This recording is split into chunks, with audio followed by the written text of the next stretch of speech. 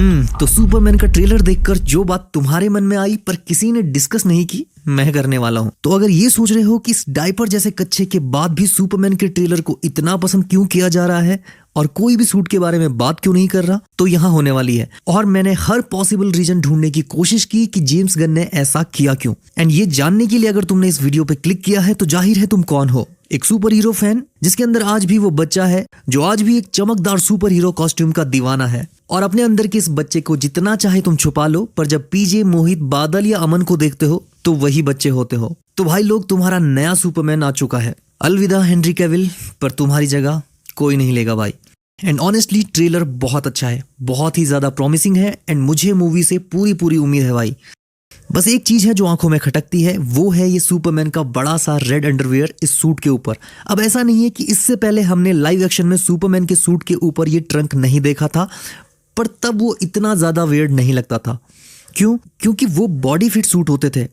पर ये new Superman costume body fit नहीं है, बल्कि एक प्रॉपर सूट है, जैसे कि कैप्टन अमेरिका का सूट होता है। एंड इस सूट के ऊपर ये रेड ट्रंक इसलिए नहीं जम रहा है क्योंकि ये सूट के ऊपर अंडरवेयर का कॉन्सेप्ट बॉडी फिट सूट के लिए बना था। क्योंकि सुपरमैन के सूट में ये ट्रंक ऐड करने का आइडिया ही उस टाइम के strong man, performer and athlete को देख के आया था, जो उस टाइम सर्कस में काम करते थे, स्पोर्ट्स में थे और अपने इंटेंस मस्कुलर कारनामे दिखाकर लोगों को आश्चर्यचकित कर देते थे। और ये टाइट सूट पहनते थे एंड उसके ऊपर ट्रंक्स।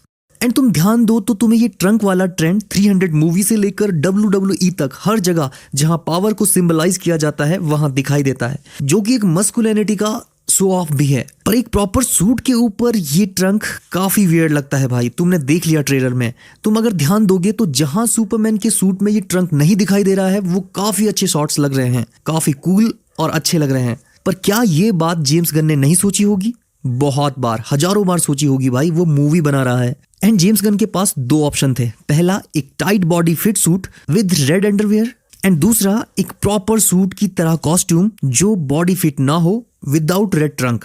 ये दोनों चॉइस दिखने में ऑसम लगते, पर इस बंदे ने भाई तीसरा रास्ता चुना, एक सूट जो बॉडी फिट नहीं है पर फिर भी रेड ट्रंक को रखा गया। एंड इसके पीछे का क्या कारण हो सकता है? कुछ नया करना और इस सूट को हेनरी कैविल यानी कि मैन ऑफ स्टील के सूट से बहुत अलग दिखाना। पर वो तो बिना ट्रंक के भी ये सूट काफी ज्यादा अलग है, ब्राइट है मैन ऑफ स्टील के सूट से। तो फिर क्यों?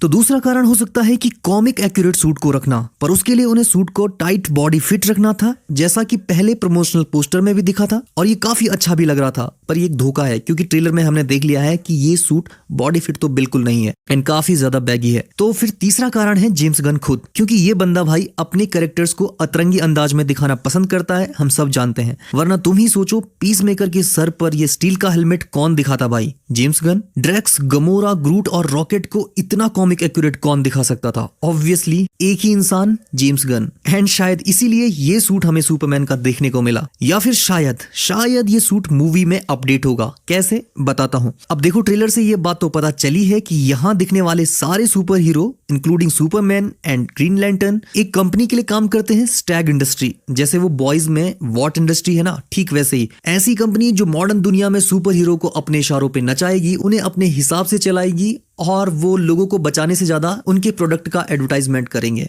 एंड अगर तुम ट्रेलर में देखो तो सारे सुपर हीरोज के सूट कंपनी के हिसाब से ही हैं। एंड हो सकता है कि ये नया सुपरमैन सूट भी कंपनी के ड्रेस कोड के हिसाब से हो, क्योंकि वैसे भी सुपरमैन का ओजी क्रिप्टोनियन सूट इतनी आसानी से डैमेज नहीं होता है, पर ये सूट हो रहा है। एंड ट्रेलर में कई जगह हमने सूट को डैमेज देखा है, शायद कंपनी का सस्ता माल है। खैर, ये बस मेरा अंदाजा है, हो सकता है ऐसा ना भी हो। एंड सारे ट्रेलर ब्रेकडाउन्स में किसी ने भी सूट के बारे में ज्यादा बात नहीं की, सबने बस ट्रेलर की तारीफें की। तो मैंने सोचा मैं तुमसे इस बारे में बात कर लूं, क्योंकि ये जो स्टार्टिंग का शॉट है जिसमें ये सुपरमैन बर्फ पे गिरता है अपने एनिमे पोज में, इसमें तो बहुत ही वियर्ड लगा भाई मुझे ये रेड ट्रंक। तुम्हारे क्या थॉट्स हैं कमेंट्स में बताना। अब बात करें अगर कहानी की और ट्रेलर में कैसी वाइब आ रही है, तो बहुत ही ज्यादा ऑसम भाई। बहुत लंबे टाइम बाद एक ऐसी सुपर हीरो मूवी आने वाली है जिसमें असली में हीरो का मतलब समझ में आ रहा है कि हीरो होता क्या है। इसमें क्लासिक सुपरमैन वाइब है भाई, अच्छाई की मिसाल, एपिटोम ऑफ ह्यूमैनिटी, उम्मीद का दूसरा नाम सुपरमैन, जो कभी अपने आदर्शों से नहीं भटकता, चाहे जो हो जाए। वरना भाई जो सुपर हीरो के नाम पे ये एंटी हीरो वाला बेहुदा कॉन्सेप्ट चल रहा है, मैं इससे पक चुका था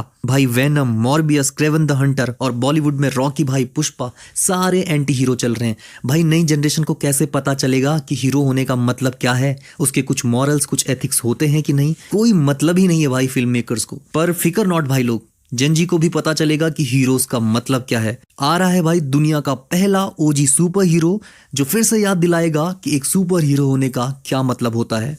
आप देख रहे थे हीरोज हिंदी।